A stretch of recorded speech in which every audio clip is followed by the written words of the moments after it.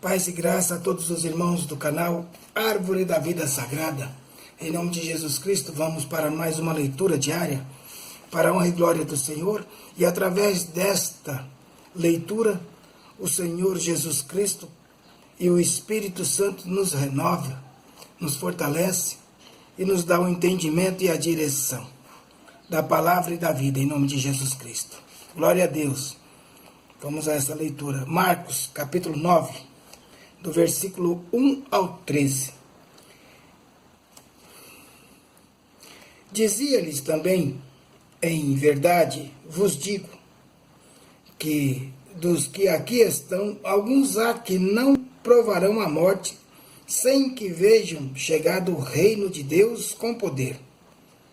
E 6 dias depois, Jesus tomou consigo a Pedro, a Tiago e a João, e os levou sós, em particular, a um monte, e transfigurou-se diante deles.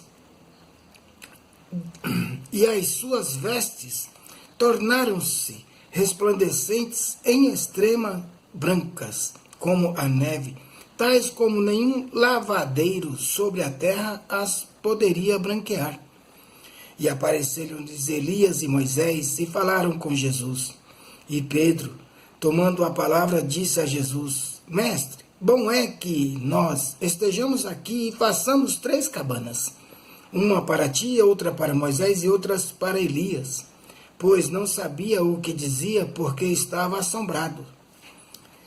E desceu uma nuvem que os cobriu com a sua sombra, e saiu da nuvem uma voz que dizia: Este é o meu filho amado, a ele ouvi.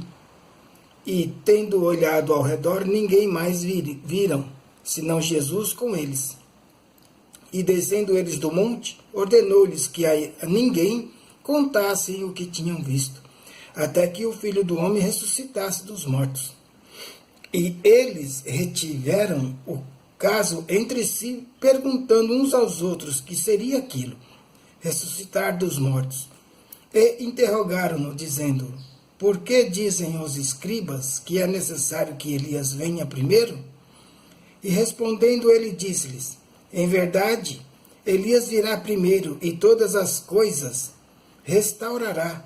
E como está escrito do Filho do Homem, que ele deva padecer muito a ser aviltado.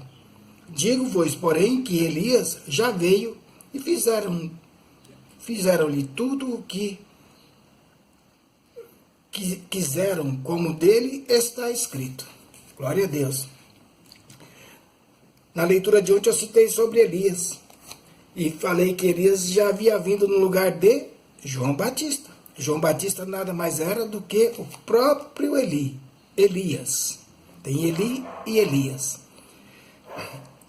Então, aqui no monte, e desceu, aqui no versículo 7 do capítulo 9 de Marcos, vai nos dizer assim: E desceu uma nuvem que os cobriu com a sua sombra, e saiu da nuvem uma voz que dizia: Este é o meu filho amado, a ele ouvi.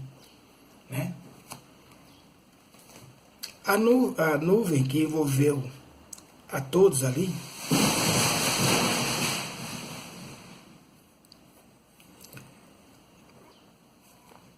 a nuvem que envolveu a todos ali era o próprio Senhor Jeová, transfigurando o Filho Jesus. E eles ficaram assombrados. Por quê? Porque tudo aquilo que ninguém nunca viu, quando vê, fica assombrado mesmo. Deus é poderoso e age poderosamente nas nossas vidas. Ele também quer nos envolver com a sua nuvem e nos encher com o seu Espírito. Para quê? Para que possamos ver Cristo. Se não tiver esse envolvimento, a pessoa não consegue enxergar Jesus. Só se tiver o chamado, né? Se tiver o chamado, aí escuta a voz. Se tiver o chamado, escuta a voz, porque teve o chamado. A voz do Espírito Santo chamou. E assim, né, sucede. E tendo olhado ao redor, ninguém mais viram, senão Jesus com eles. Tá vendo? Aqui no 8 vai dizer, era Jesus com eles. A Elias virá primeiro todas as coisas restaurará, porque ele veio aplanar o caminho para Cristo. Então, quando Jesus estava na cruz crucificado e gritou por Eli, eles pensaram que Eli voltaria, ou Elias voltaria. Não, porque ele já veio em João Batista.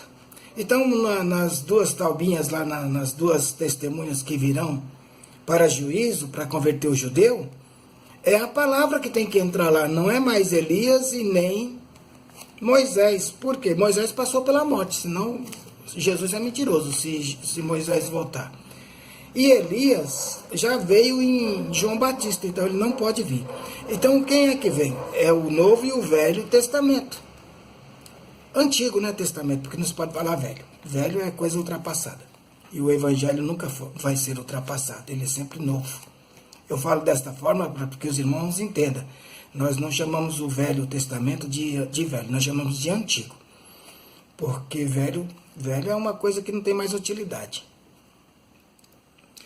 Digo-vos, porém, que Elias já veio, e fizeram-lhe tudo o que quiseram, como dele está escrito. João Batista. Não tem que ficar, eu vou para isso, para aquilo, vou procurar coisa para... Não funciona. A Bíblia responde por ela própria. Está aqui, ó. Digo-vos, porém, que Elias já veio. Não é eu que estou dizendo, é a palavra. E fizeram-lhe tudo o que quiseram, como dele está escrito. João Batista. Esse Elias é o mesmo que foi para a caverna lá. Tem pastores por aí que eu já escutei, eu fico até um pouco envergonhado. Que eles falam que Elias estava com depressão e ele correu para a caverna com medo de Jezabel. Elias não correu para a caverna com medo de Jezabel, vai para a palavra.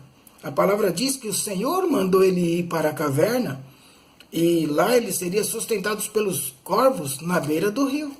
A fonte secou, aí ele teve que voltar. Ele teve que voltar para ficar na casa da viúva. As pessoas têm que ter o discernimento da palavra.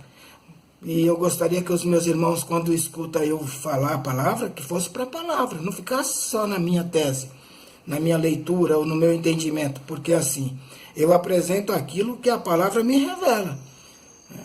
Porque eu não sou melhor do que ninguém. A mesma Bíblia que eu tenho, o irmão tem do outro lado. A irmã também tem na sua casa a mesma Bíblia. Então, o que acontece é que antes de estudar a palavra, faça uma oração pedindo revelação do Espírito, que aí ele vai lhe mostrar com essência, com clareza. A Bíblia não mente, a Bíblia é verdadeira. Tudo que está escrito aqui, a pessoa que lê a Bíblia vai viver. Se não viver é mentiroso, porque a palavra é verdade e a palavra é viva. Então, quando a pessoa volta-se para a palavra e vai estudar a Bíblia e vai ter uma vida espiritual, é Deus falando com ela, é a palavra. Então a palavra vai lhe mostrar, até mesmo como está escrito lá em Eclesiastes 3, sobre os períodos de tempo. Cada uma coisa na sua vida, na minha vida, na vida de todos nós aqui na Terra, é feita por períodos. Há tempo de colher, há tempo de plantar, há tempo de semear, há tempo de esperar, há tempo de viver, há tempo de morrer, enfim. Todas essas coisas. Então nós temos que botar o nosso juízo na carta que Jesus nos deixou, que é a palavra. Desde Gênesis a Apocalipse, sempre vai ter um fundamento para cada uma pessoa na face da terra. Então não adianta querer falar que as duas testemunhas que virão para o arrebatamento é Elias e Moisés. Jamais. Eu falo com toda certeza como é a Bíblia. Vai ficar 3 dias, depois a pessoa vai ver ela subir. Vai subir porque o Espírito Santo vai recolher todas as Bíblias. Não vai ter mais Bíblia na face da terra depois da grande tribulação. É isso que ele está falando. O que foi salvo do judeu que aceitou Jesus, aceitou. Os que não aceitou, é para a perdição. Não tem mais. Vai ser recolhida. Então, até o dia... Tem que prestar atenção, irmão. O negócio não é do jeito que a gente muitas vezes imagina, não. A Bíblia não é brincadeira, não. A Bíblia é verdadeira e ela nos pune quando nós não falamos aquilo que sabemos dentro da verdade. Por isso que eu fico reservado. Porque se o cristão não se reservar, como o Senhor diz, eu tenho um povo escolhido e separado, Não é que nós não vamos deixar de levar a palavra, ou vamos deixar de evangelizar, ou que vamos deixar de sair das nossas casas, que vamos deixar de viver. Mas o Senhor tem um povo separado. Isso é plenitude. O Senhor é pleno. Maravilhas do Senhor. Que Deus abençoe a vida de todos os meus irmãos. Queira colocar o seu ouvido, os seus olhos na palavra e meditar diante da palavra, porque ela é vida, e vida em abundância. Que Deus abençoe a vida de todos os meus irmãos para a honra e glória do Senhor Jesus. Amém e graças a Deus.